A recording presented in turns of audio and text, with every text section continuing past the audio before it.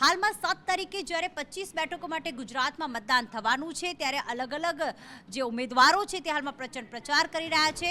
વાત રાજકોટની કરીએ કે જ્યાં કોંગ્રેસના ઉમેદવાર છે પરેશ ધાનાણી, તેઓ અનોખા પ્રચાર માટે જાણીતા છે. ક્યારેક કેરમ રમીને પ્રચાર કરી રહ્યા છે, ક્યારેક હીરા ઘસીને પ્રચાર કરી રહ્યા છે. તો આજે બાઇક રેલી મારફતે પરેશ ધાનાણી પ્રચંડ પ્રચાર કરી રહ્યા છે. પોતે ખુલ્લી કારમાં છે અને સાથે જ મોટી સંખ્યામાં કાર્યકર્તાઓ, રાજકોટના નાગરિકો તેમની આ રેલીમાં જોડાયા છે. રાજકોટમાં પુરુષોત્તમ રૂપાલા અને પરેશ ધાનાણી વચ્ચે સીધો જંગ અને રાજકોટમાં કોંગ્રેસના ઉમેદવાર હાલમાં જોરશોરથી પ્રચારમાં લાગી રહ્યા છે. પરેશ ધાનાણી બાઇક રેલી યોજીને હાલમાં પ્રચાર કરી રહ્યા છે. લોકોનું અભિવાદન ઝીલતા ઝીલતા રાજકોટના માર્ગો ઉપર તે આગળ વધી રહ્યા છે.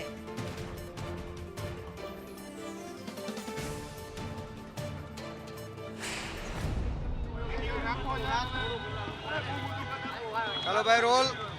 જી પરેશભાઈ શું કહેશો? ભરત બોગરાએ કહ્યું છે કે કોંગ્રેસનો આખો કાણવો દાજી ગયો. ગુજરાતમાં 1995ની અંદર ભય, ભૂખ અને ભ્રષ્ટાચાર નાબૂદ કરવા ભાજપનું બી વાવ્યું. 18 વર્ષે લોહી પરસેવાના ટીપે સિંચી અને વટવૃક્ષ બનાવ્યું. આજ 25 વર્ષ પછી ગુજરાતમાં તમામ વર્ણ અને વર્ગના લોકોને એવું લાગી રહ્યું છે કે ઝાડ તો વટવૃક્ષ બન્યું પણ એમાં કોઈને ફળ ચાખવા ન મળ્યા.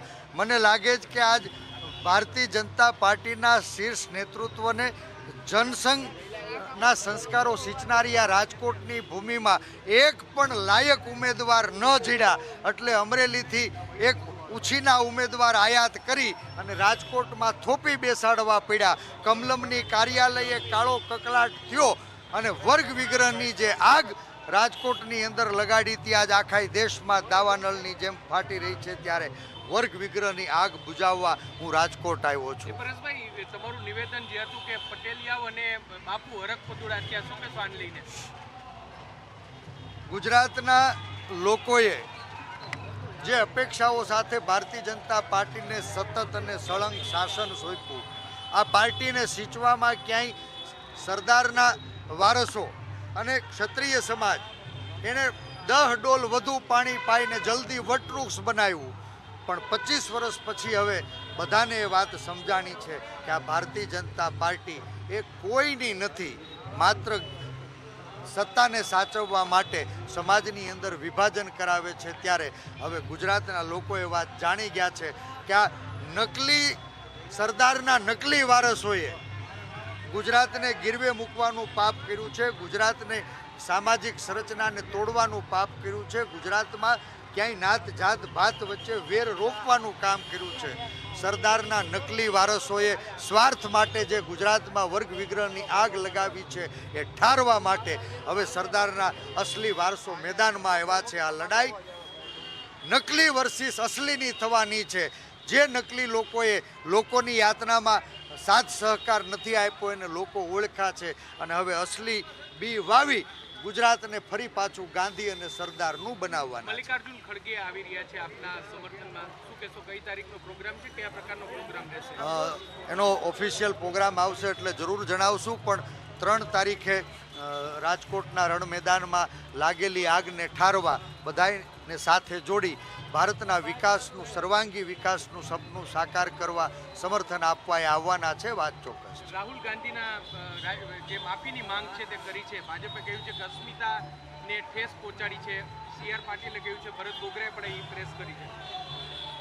ભારતીય જનતા પાર્ટી સત્તાના ટૂંકા સ્વાર્થ માટે વર્ગ વિગ્રહનું બીજ રોપી આ દેશની દીકરીઓના દામન ઉપર દાગ લગાડવાનો ઈરાદાપૂર્વક પ્રયાસ કર્યો. ધોમ ધકતા તાપમાં દેશની દીકરીઓ રોડ ઉપર દર ભટકી રહી હતી, આંખોમાંથી દડ આંસુ વહી રહ્યા હતા, પ્રધાનમંત્રીને વિનંતી કરી રહી હતી. પણ આ ગુજરાતની દીકરીઓ માનની પ્રધાનમંત્રીની બહેનોએ વારંવારની ફરિયાદ કરી, એ પ્રધાનમંત્રીના કાને ન પહોંચી, પ્રધાનમંત્રીએ ન સાંભળી. પણ જેવા રાજકીય રોટલા શેકવા માટે ક્યાંય અવસર મળ્યો તો એ અવસરને શસ્ત્ર તરીકે ઉપયોગ કરી ભાજપના નાનામાં નાના કાર્યકર્તાથી દેશના પ્રધાનમંત્રી જવાબ આપી રહ્યા છે. માનની પ્રધાનમંત્રીને પૂછવા માંગુ છું કે આ દેશની દીકરીઓને તમારા લોકોએ દામન ઉપર દાગ લગાડ્યું, એ દીકરીઓના આંસુ દળદળ વહેતા હતા, એનાથી તમારો અહંકાર ન ઓગળ્યો? આજ તમે સમાજને ફરી પાછા ક્યાંય જાતિ, કોમ અને ભાષા વચ્ચે બાંટવાનો પ્રયાસ કરી રહ્યા છો. દેશ તમને ઓળખી ગયો છે. ભારતીય જનતા પાર્ટીને 18 વરણ એક થઈ અને આવતી ચૂંટણીઓમાં જડબાતોડ જવાબ આપવાના છે. નિવેદન યોગ્ય છે કે અયોગ્ય? તમે થેન્ક યુ. કઈ રીતે જુઓ? Thank you. તો પ્રચાર કરવાની સાથે સાથે ઉમેદવારોની જીભ પણ લપસી જતી હોય છે ને જે પ્રકારના વિવાદિત નિવેદન સામે આવતા હોય છે. અગાઉ પરેશ ધાનાણીએ બાપુ અને પટેલ વચ્ચેનું હરક પદુડા કહીને વિવાદ છેડ્યો જ હતો, ત્યારે હાલમાં પ્રચાર દરમિયાન ધાનાણીએ એક નવો જ વિવાદ ઊભો કર્યો છે. રાજકોટમાં બાઇક રેલી મારફતે પરેશ ધાનાણી પ્રચાર કરી રહ્યા છે અને ભારતીય જનતા પાર્ટીને સરદારના નકલી વારસદારો ગણાવ્યા છે. પરેશ ધાનાણીએ આ નિવેદન કરીને એક નવો જ વિવાદ છેડી દીધો છે.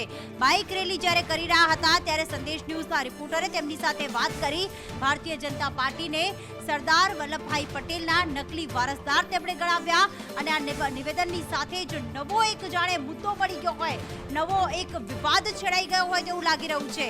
ધાનાણીએ જે નિવેદન કર્યું છે, ભાજપને સરદારના નકલી વારસદારો ગણાવ્યા છે, અમે અસલી વારસદારો હવે મેદાને આવ્યા છીએ. પરેશ ધાનાણી રાજકોટના કોંગ્રેસના ઉમેદવાર પુરુષોત્તમ રૂપાલા સામે તેઓ ઊભા છે અને તેમણે કહ્યું છે કે ભારતીય જનતા પાર્ટી એ સરદારના નકલી વારસદાર છે, અમે અસલી છીએ અને હવે મેદાનમાં આવ્યા છીએ અને મેદાન મારીશું. આ વાત પણ તેમણે કહી છે. હાલમાં 25 બેઠકો ઉપર જોરશોરથી પ્રચાર થઈ રહ્યો છે, ત્યારે ક્યાંક જે ઉમેદવારો જે છે તે નિવેદનો કરતા હોય છે અને નિવેદનના કારણે વધુ ને વધુ વિવાદ વકરતો જતો હોય છે. રાહુલ ગાંધીએ જે રાજા રજવાડાઓ માટે વિવાદ થયો તેનો જવાબ ભરત બોઘરાએ આજે સવારે આપ્યો અને ત્યારબાદ એ પણ કહ્યું કે રાહુલ ગાંધી અને પુરુષોત્તમ રૂપાલાનું નિવેદન આખું અલગ છે. તમે રાજા રજવાડાઓનું અપમાન કર્યું છે, પણ પરેશ ધાનાણીએ જે નિવેદન કર્યું ગઈકાલે પણ તેમણે જે નિવેદન કર્યું હતું અને પટેલ અને બાપુઓને ખાસ હરક પદુડા ગણાવ્યા હતા અને તેમણે કહ્યું હતું કે હરકમાં ને હરકમાં મત આપીને તેમણે ભાજપને મોટી કરી છે. આ વિવાદનો ભારતીય જનતા પાર્ટી વિરોધ કરી રહ્યો છે અને પ્રહાર પણ કરી રહ્યું છે. એવામાં પરેશ ધાનાણી જે રાજકોટ કોંગ્રેસના ઉમેદવાર છે તેમણે વધુ એક વિવાદ છેડ્યો છે અને તેમણે કહ્યું છે સરદાર વલ્લભભાઈ પટેલની વાત કરી છે અને કહ્યું છે કે ભારતીય જનતા પાર્ટી સરદારના નકલી વારસદાર છે અને પોતાને એટલે કે કોંગ્રેસ પાર્ટીને અસલી વારસદાર હવે મેદાને આવ્યા છે, લોકો માટે આવ્યા છે, લોકોનું ભલું કરવા આવ્યા છે તેવું પણ પરેશ ધાનાણીએ કહ્યું છે. પ્રચાર દરમિયાન પરેશ ધાનાણી હાલમાં વિવાદ જે કહેવાય લોકોનું અભિવાદન તો ઝીલી રહ્યા છે, પણ સાથે સાથે જ્યારે નિવેદન કરી રહ્યા છે ત્યારે એક નવો વિવાદ આ નિવેદનથી સામે આવ્યો છે. તેમણે અસલી વારસદાર કયા હોવાનું સામે આવ્યું છે. સરદાર પટેલના કોંગ્રેસ અસલી વારસદાર છે તેવું પરેશ ધાનાણીએ કહ્યું.